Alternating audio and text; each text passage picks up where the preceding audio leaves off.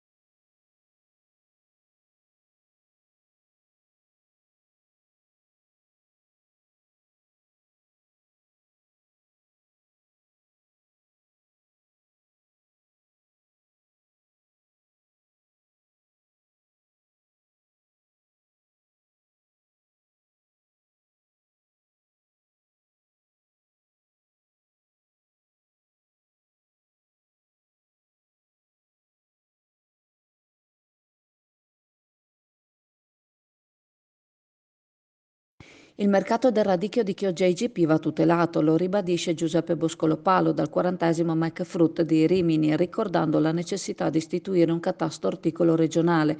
Numeri da record all'Expo, che vede la presenza di 1.100 espositori a rappresentare l'intera filiera ortofrutticola, a partire dalle tecnologie, al packaging, alla logistica, ai servizi. Presenti 1.500 top buyer giunti da tutto il mondo con 2 padiglioni dedicati ad area espositiva in più rispetto alle edizioni precedenti e un incremento del 30% di operatori esteri. La Fiera Internazionale dell'Ortofrutta, aperta dal 3 al 5 maggio al Rimini Expo Center, ben descrive un settore strategico del Made in Italy nel settore agroalimentare, settore che vale 15 miliardi di euro, 10 dei quali orientati verso l'export, secondo i dati del 2022. L'inaugurazione sarà mercoledì 5 maggio alla presenza del ministro Lollobrigida. A questa kermesse non poteva quindi mancare il Consorzio di tutela del radicchio di Chioggia IGP, ospite come in passato nella postazione dell'ortomercato con il sostegno della Camera di Commercio di Venezia e Rovigo. La delegazione clodiense è guidata da Giuseppe Boscolopalo, presidente del consorzio e amministratore unico dell'ortomercato, che impersona la sintesi dell'azione sinergica tra le due realtà per la promozione e la commercializzazione del famoso Principe Rosso. Sosteniamo le iniziative promozionali del consorzio, spiega Giuseppe Boscolopalo, perché ci permettono di partecipare alle più importanti rassegne fieristiche presentando il radicchio di Chioggia. prodotto orticolo simbolo del nostro territorio sui mercati internazionali, il cui più elevato potere di acquisto può anche favorevolmente influenzare le quotazioni a livello nazionale. Come afferma Palo, ora le aziende agricole clodiensi stanno vivendo un periodo non facile, contrassegnato da siccità, risalite ad alcune salino nei fiumi, forti aumenti dei costi di produzione, aggravati da una contrazione delle rese produttive e una bassa remunerazione del prodotto. Ora si sta confermando il trend negativo, in parte imputabile alle massicce quantità di radicchio tondo della produzione invernale stoccate nelle cellule frigo. Secondo Palo si attende l'istituzione, almeno a livello regionale, di un catasto orticolo per conoscere le reali produzioni del nostro territorio, con valutazione e certificazione dei costi di produzione del radicchio di Chioggia e di tutti i radicchi veneti da parte di Veneto Agricoltura.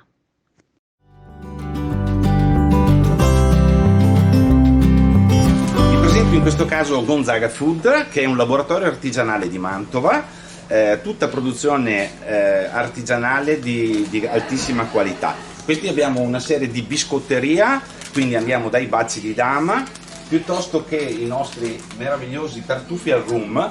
I tartufi al rum sono aromatizzati al rum, quindi la parte alcolica non c'è, quindi vanno benissimo anche per ragazzi o bambini. Sono dei dolcetti al cioccolato veramente molto squisiti. La Regione Veneto destina 7 milioni di euro alle imprese del turismo che intendano ammodernarsi verso la transizione digitale, uno sviluppo tecnologico o che vogliano facilitare l'accessibilità.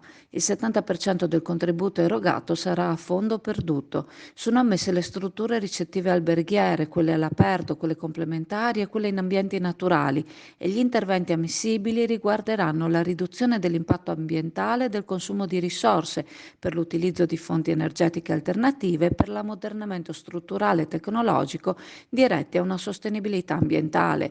Rientreranno tra gli interventi ammissibili quelli che prevedano strumenti tecnologici, hardware e software, cyber security, intelligenza artificiale, machine learning, soluzioni tecnologiche per la gestione e il coordinamento dei processi aziendali con elevate caratteristiche di integrazione delle attività, domotica o ancora per migliorare e garantire l'accessibilità alle persone con disabilità.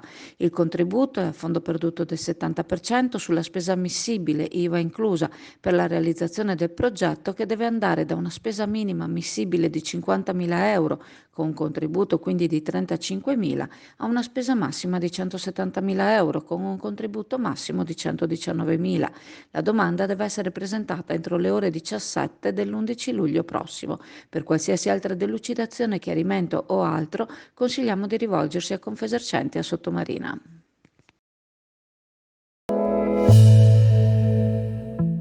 L'agenzia Venice Waterlink, in collaborazione con la Raffaello Navigazione, in aprile e in maggio vi accompagnano da Sottomarina a Venezia il sabato, la domenica e i festivi, e alle isole Burano, Murano e Torcello la domenica. Per maggiori informazioni telefonare allo 041 8626 373, per prenotazioni online sul sito venicewaterlink.com.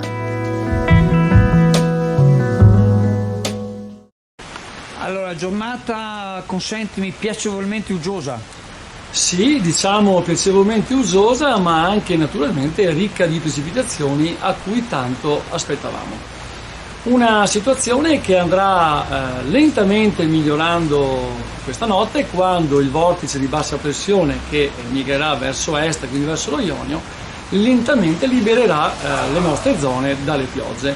Piogge che si sono propagate verso nord da ieri sera, conglobando buona parte dell'Emilia Romagna, che attualmente ha avuto i maggiori esiti precipitativi, con accumuli anche di 100-110 mm a ridosso degli Appennini, ma buona parte della regione e anche del Basso Veneto stiamo andando verso i 25-30 mm di pioggia caduta. Pioggia che ha fatto innalzare anche alcuni corsi d'acqua, visto che l'Emilia Romagna aveva posto una soglia di attenzione arancione per rischio idrogeologico. Piogge che naturalmente hanno accompagnato buona parte del ponte del 1 maggio, specialmente colpendo la parte nord-occidentale, che aveva anche assoluto bisogno di quest'acqua, rinforzando quindi i corsi d'acqua, e specialmente il Po avrà un discreto accumulo proveniente dalla Val d'Aosta e dai corsi minori piemontesi.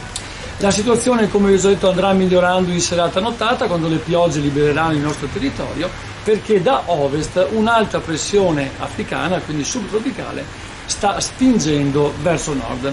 Alta pressione che si instaurerà per buona parte della settimana e naturalmente farà aumentare anche le temperature, che tra venerdì e sabato si porteranno abbondantemente sopra le medie, quindi parliamo tra i 25 e i 27 gradi sulle pianure padane centrali. Naturalmente qualche grado in meno lungo le coste e gli stimali ancora abbastanza freschi. Non sembra un'alta pressione coriacea, visto che all'altezza di domenica e lunedì alcune infiltrazioni umide atlantiche vengono viste arrivare, portando dell'instabilità specialmente sui monti, quindi sulle zone dolomitiche e prealpine, nulla di più. Quindi non avventuriamoci verso previsioni troppo lunghe, guardiamo nei prossimi giorni dove avremo stabilità atmosferica e temperature appunto in rialzo. Piogge, consentitemi, necessarie e che naturalmente speriamo ne arrivino ancora in questo mese qua, che non si abbandonino troppo in fretta. Saluti a tutti. Ciao, buongiorno.